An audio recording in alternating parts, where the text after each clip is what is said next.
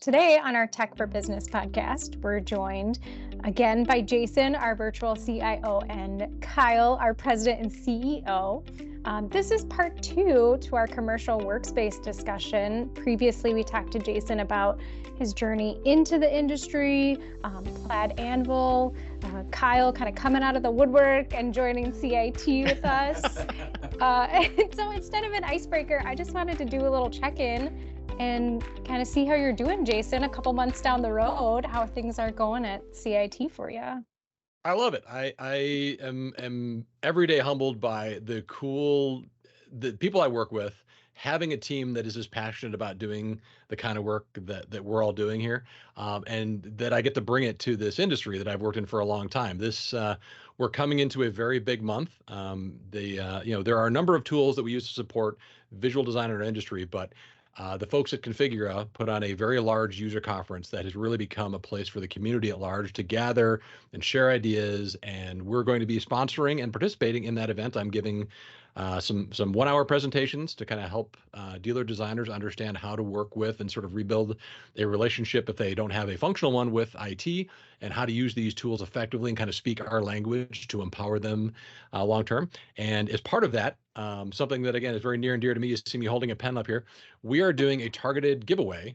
We want to make sure that we are really genuinely, this is something that I built during my Plaid Anvil time that was really kind of a love letter to designers, that was an affordable, super fast, something that was designed to look good in their showroom and function well. We're going to give it away at the conference to a designer, not a vendor, not a software developer, not another person like me. This is something for designers to really show our appreciation for the support you've given CIT and me as we begin this venture is supporting you. So we're also going to be sharing free access to our rendering accelerator solution.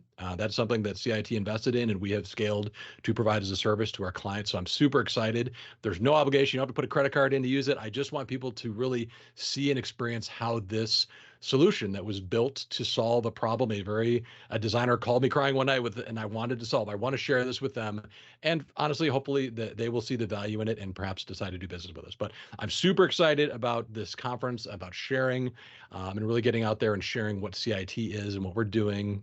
Being around for 30 years as a tech company in this space is certainly not common, and I think I hope they will be happy that we're there working with them going forward. So.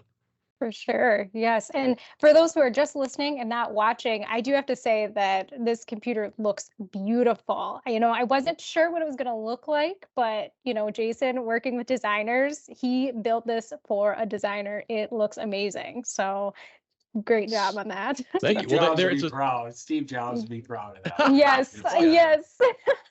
I may cite Steve Jobs on my LinkedIn profile, but I don't pretend to be anywhere near, But I mean, Steve Jobs was brilliant at taking a great idea that maybe wasn't well technically implemented or explained from an end user experience perspective, and did just that. So I appreciate that point of view, and I do model that a bit. But yeah, this could be the story here, just to give a little backstory. If you are watching, and I'm doing a little theater of the mind here, I'm going to cheat and say, just Google the word fractal north. So the computer case I chose, so we are up in the frigid Midwestern, the Northern hemisphere where we get really cold winters. So it is a snow white computer case with a hardwood front on it that was designed in Sweden. And the conference that we're attending was actually, it is a Swedish software company. So I felt, this looks really good, going with the showroom aesthetic that the people who use this technology tend to be designers, but also there's some nods to both our climate and, being in the Midwest and in Minnesota, our Swedish heritage, as well as the partners that we're working with overseas on the solution. So, I love it. So and it's powerful inside. It is. Power. Yeah, it was designed not just to do everything they need to do today, but everything they need to do for at least the next 3 years, including run twin motion, do 4K renderings. If they can dream it, they can really do it with this computer. So it was designed to empower them. Ideally, my philosophy is get tech out of their way and be an invisible partner. And this is a manifestation of that philosophy. So.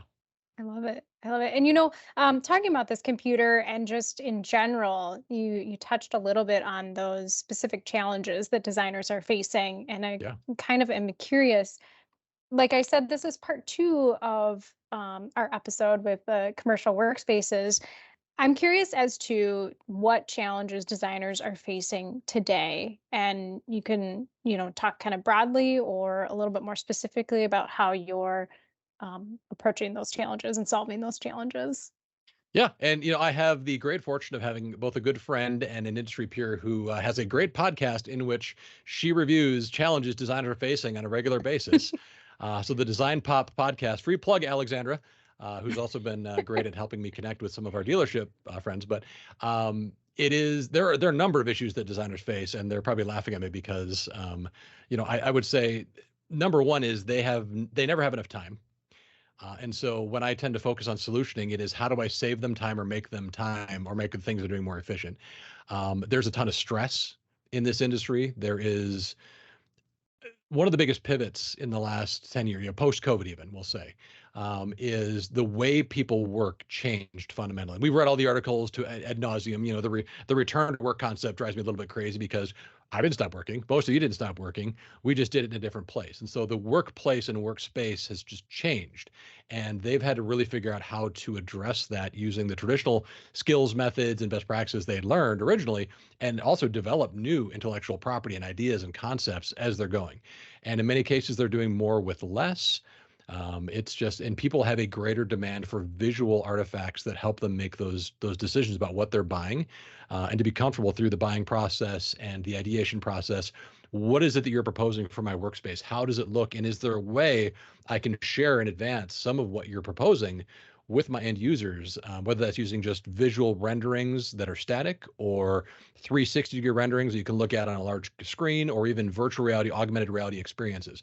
How do we embrace all of these technologies and non-technologies, really just the soft experience of all of this stuff is ultimately about helping people make decisions to ultimately do business with that dealership so that they have income that can go into paying those designers to keep doing what they love to do. So it's helping dealers remain financially solvent through some very challenging times.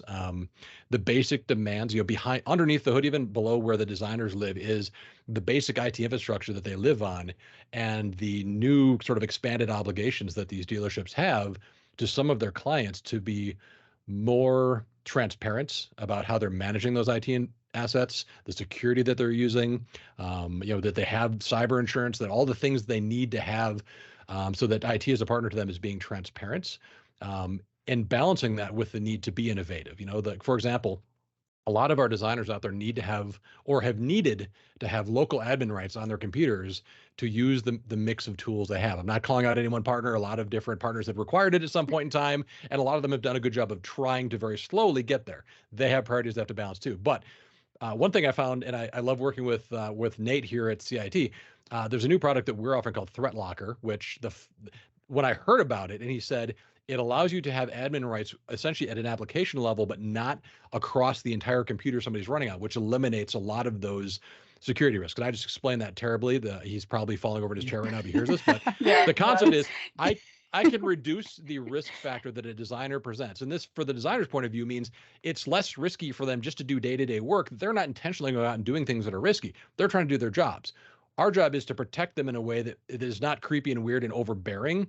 Like, hey, Wyatt, you need to click this button and call me to fix. Like, it's a great solution that I believe has a great user experience concept tied to it that allows them to do their work while we do our job to secure them behind the scenes.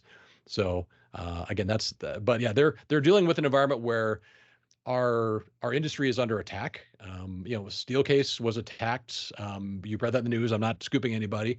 Vertical supply chain attack that went, jumping industries from the medical industry where they were being attacked during COVID, and the healthcare industry over to manufacturing partners, supply chain partners, et cetera. And other manufacturers have been targeted the same way. So really helping them do what they need to do and be innovative with new tools and new technologies that weren't really prolific and in use 3 or 4 years ago, and continue to do work faster and at a higher level of quality than ever before. So yeah, no challenges at all. Everything is going great.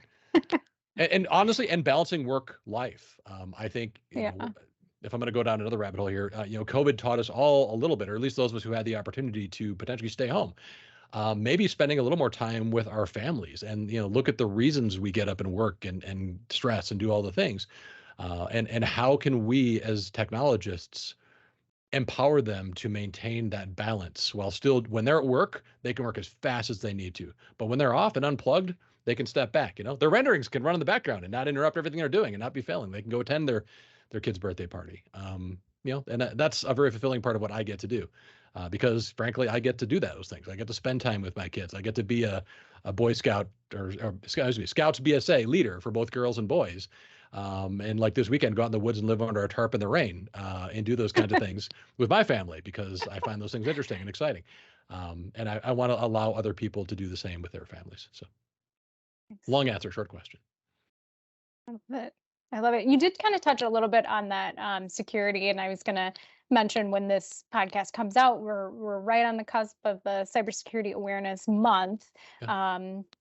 And there'll be a lot of information coming out about, what you can do. And is there anything, designers day to day or the technology that they're using or the products that they're creating, are there any, does that change your approach to cybersecurity with commercial workspaces? Or is it just kind of the same across the board? And I don't know, maybe Kyle can kind of chime in on this as well. Yeah, I can lead in. I'll let Jason wrap it. But it's in a general approach, it's all about risk mitigation side of it. So the approach side on cybersecurity, at least from our perspective side of it, and it's been something that's been spoken of quite frequently now, is the preventative side of the cybersecurity and dealing with tools. Jason mentioned Threat Locker. That's one of them. One of these tools that you can put in, do a level of automation, apply a framework to these things that all reduce the level of risk that an organization has to greatly reduce the likelihood of a security incident and hopefully never a breach. As those things evolve through there, it's a very good investment to make, and it's just a level of automation. And it's something we do with our managed services, where the synergy with Jason and the customers that he serves in this vertical side of it, that's where there's a ton of synergy, because it brings in a level of automation and a framework that can be applied and allow them, as Jason mentioned, to do their job without having to go deep into learning all these things, the other sides of it, to be able to come alongside, apply the framework, give them, access to experts like Nate, who we mentioned in those sides, that if there is a question or a concern, you have experts you can bring in that specialize in these areas to answer the question, and you keep servicing your customers and doing what you do well. And that's where a lot of the synergy comes in. Jason, anything you want to add to that? Well, I'd say this actually plays very close to one of the philosophies that I've always brought to this business, which is, if I'm being a good consultant, I'm working my way out of a job. And the very first job I want to work myself out of with most of my clients is as a consultant, is I don't want to be trying to figure out how we can avoid you getting blown up effectively by a cyber hacker, terrorist, whatever you want to call them, right? I would rather you be able to focus on, and I could focus on helping you do new innovative things, because to me, the future of a commercial workspace dealership, as they call themselves traditionally, and I think that's sort of an antiquated term because it implies you just sell furniture at a markup. And what these businesses do is much bigger than that. They are about sort of experimenting with and understanding workspace concepts that empower people to do their best work in a variety of businesses and applications. And no part of that is my email secure? It shouldn't be, right? Should I be worried about those things? Like when I'm driving my car, and my wife just bought a brand new car, like I was trying to live on my 2015 Ford F-150 pickup truck forever, and it finally died, and I had to buy not one, but two new cars in a week. And what was jarring to me is I got in the car, and it's got all these crazy reminders and things that keep me from doing dumb things I probably could have done in my older car. But I realized it's allowing me to focus on, it's taking care of some of the automation around me while I'm able to focus on driving and being safer in the vehicle. And I think that has a parallel to what we're dealing with here, which is there are a lot of new things that are demanding the time and attention of our designers, of the business leaders to support them. I mean, I want people to understand that I have very much hyper-focused on supporting designers because of the role and the importance that they play across the business process of delivering what clients need from these businesses. But the table stakes for doing this, I had to be a great technologist and understand how to apply technology across the board, to be an IT director, to be a CIO, to be all those things. That was table stakes to doing the innovation stuff. And to me, if I can sit back, that's a great and important job. but it's not core to those businesses. Like they're not in the business of selling technology, right? They're in the business of selling workspace concepts. So if I can get that out of their way, and that includes their cybersecurity practice. The thing about cybersecurity is in many cases, if you're going to get cyber insurance, for example, you have to go through an audit of some sort and demonstrate that you're doing things to prevent getting hacked or attacked and generally being efficient with your resources. So the act of getting just cyber insurance, to kind of hyper focus on that one thing for a minute, often requires you to do a lot of things upstream as well. And I would say in many cases, the same applies for me working with designers. I may go into a dealership saying, I want to help you innovate and have a great design experience. But what I realize is they don't have the underlying network discipline. They don't have a good place to store files. They have a lot of other deficiencies that we have to correct first, because I need to get the day-to-day IT sort of operational stuff off of their plate so we can focus on innovation. Because to me, helping them deliver solving their own business problems can translate into value for their customers, because they're expected to be tip of the spear, to be learning and experimenting on themselves with workspace concepts, including some technology applications. But those technology applications require everything under the hood be running smoothly and perfectly and safely.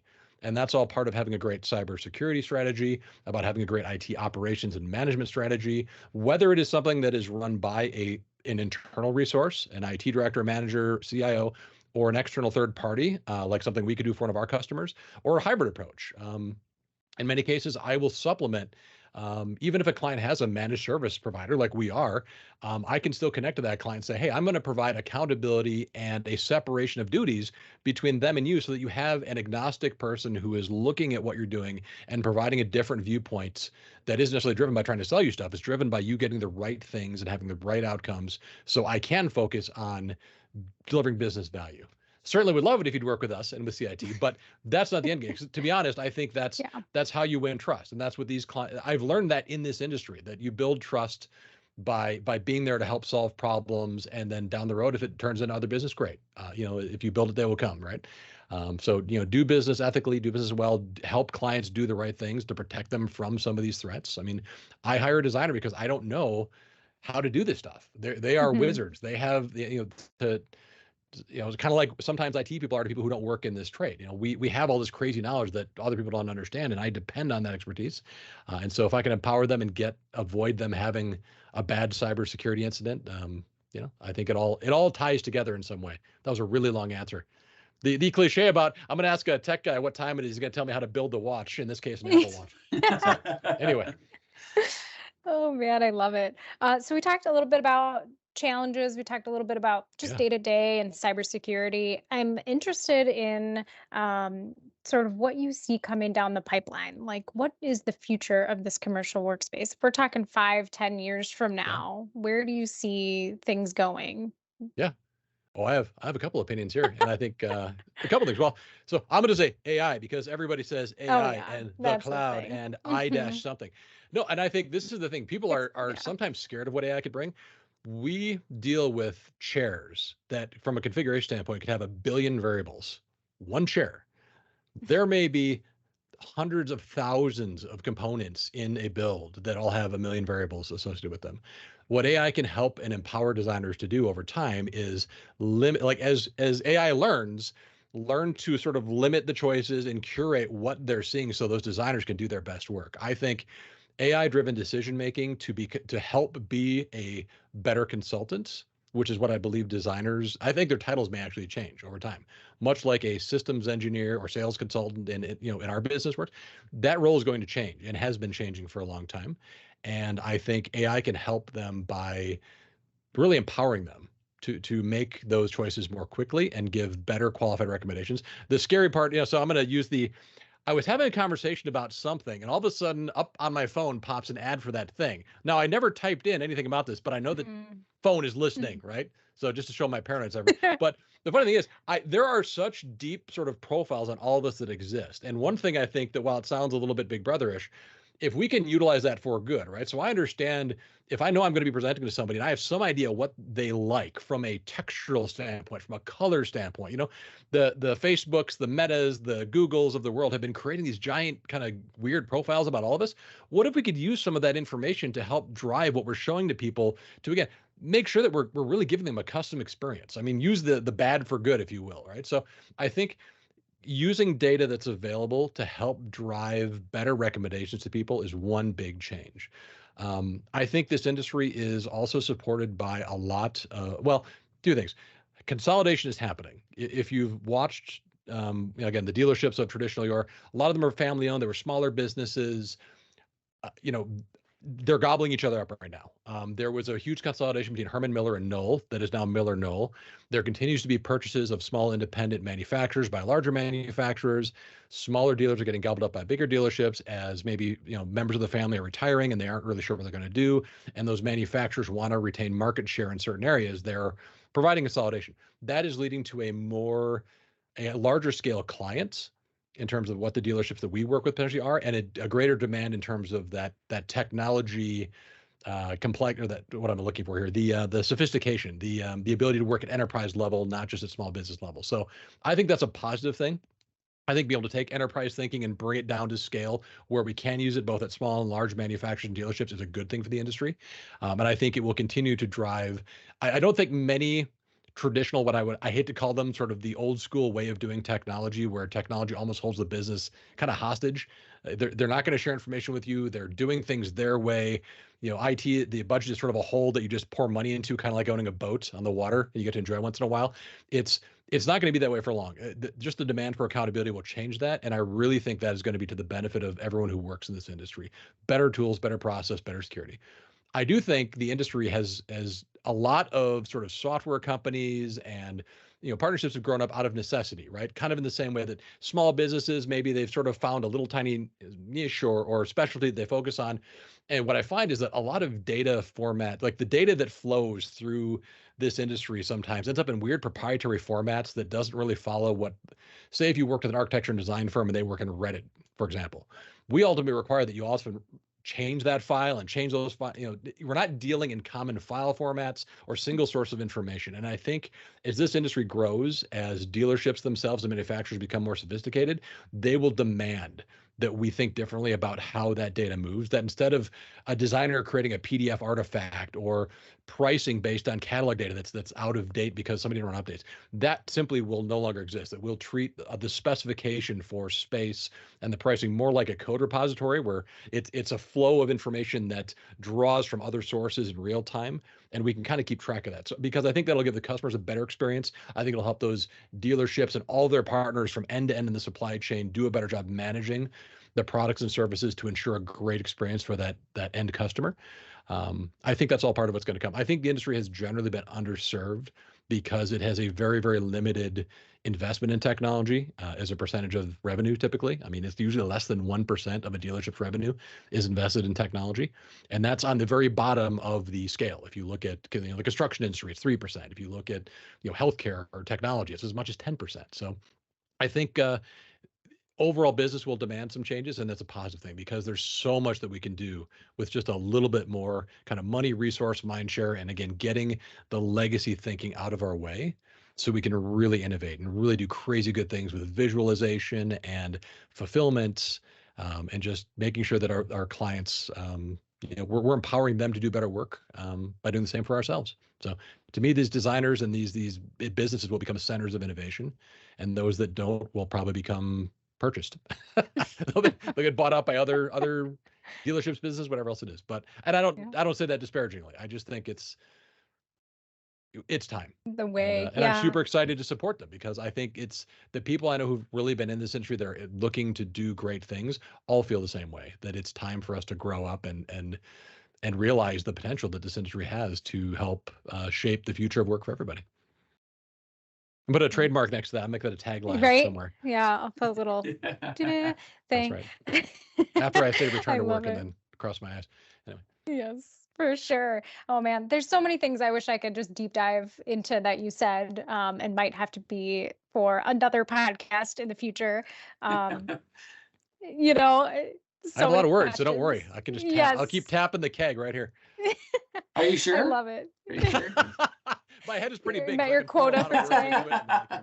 Yes. Yeah, I think you got at least another half hour, Jason.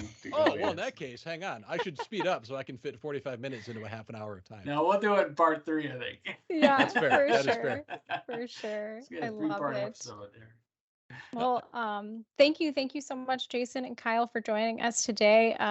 Jason, can you remind us? I know that this is coming out right before October and you're going to a conference. Can you remind us a little bit about that conference? Quick, Yes, it is give your little plug. That's right. It is the CET Experience in beautiful Scottsdale, Arizona, at the Fairmont Princess Hotel in Scottsdale. So it is again, it is a place for us to gather as an industry in many ways. There are different conferences. One is called NeoCon in Chicago that if you're in the industry, you're familiar with. This is very much focused on designers, interior designers, and one specific tool they use, CET Designer, but really in many ways it's for us to get together and talk about industry problems and how to solve them. And again, I'm both honored and excited to get to go and talk to designers. I've missed it. I missed being in person because obviously the pandemic has changed a lot of the ways that we travel, and out of necessity and out of learning, we've experimented with virtual conferences and such. But there really is nothing like just getting together, shaking hands, learning together. Probably being too tired by the time my presentation rolls around on Wednesday, but that's okay. And so I'll be out there the 8th through the 11th or so. And if you're in the Phoenix market and you're a dealership and would like me to stop by and visit you, I've set aside some time to do just that. So I'm super excited to be out there. I'm hoping they'll record one of the sessions so I can perhaps post it up here on our social media site if you want to hear me talking about my recommendations for dealerships in a 45-minute dealer-friendly technology discussion. And Nice. again, I'm both honored and excited. And there's a really great giveaway, and I may even sign the inside of it to fully lean into the Steve Jobs wannabe. This is love no it. Apple One, but certainly it'll have something fun inside. So. It's I a love Jason it. one. Yeah, for sure. That's so great. And if you're listening to this and it's past our October, I will make sure in the description to have our commercial workspace website that you can head out to and learn a little bit more about Jason and what he's offering. So thank you again. If you enjoyed this podcast, please like, subscribe. If you have a question or a topic you would like to discuss, reach out to us at info@cit-net.com or head out to our website, cit-net.com/podcast. And we'll be back next week with an all new episode. Thank you. Bye, everybody.